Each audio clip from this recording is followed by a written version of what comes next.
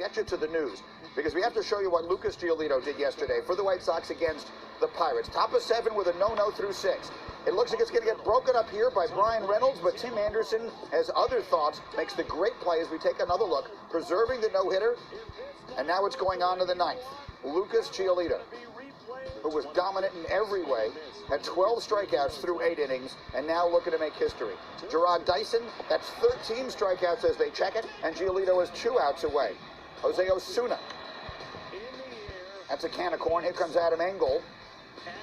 And so we are 1 out away for Lucas Giolito. And watch how close Eric Gonzalez comes to breaking this up. On an 0-2 pitch with 2 outs, Eric Gonzalez, oh, that is smashed, but it's right at Engel, who was there for the catch, the first no-hitter of the baseball season, the first for the White Sox since April of 2012. Sox win. Giolito makes history.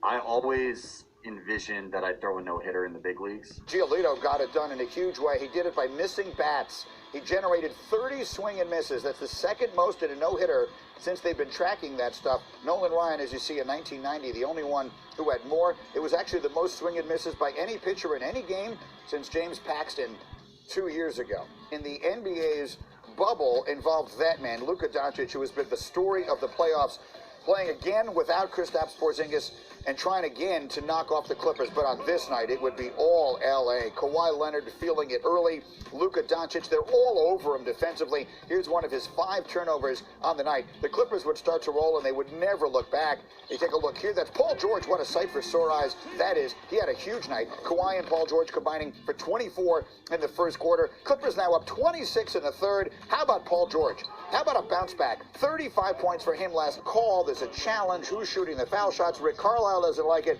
He gets thrown out. So he didn't have to watch the end of this thing. Just over 2 minutes left in the third. Clippers pulling away. Kawhi, yes, 32 points, 12 of 19 shooting for Kawhi Leonard. Fourth quarter game is basically over. Montrezl Harrell, exclamation point.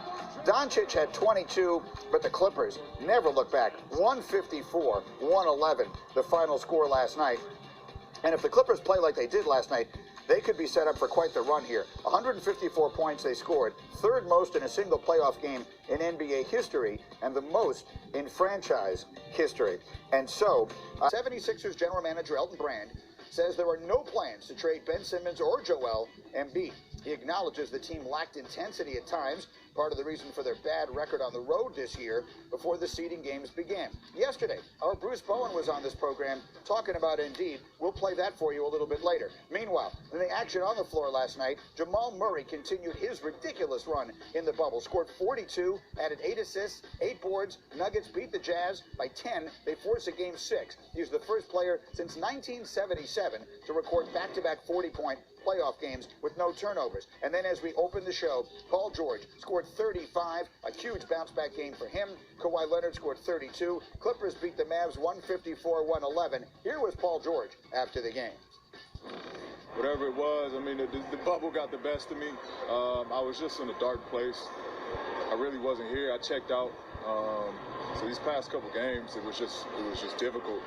I had talks with a psychiatrist, our team psychiatrist, and I mean, I just felt that my energy, my spirit just changed.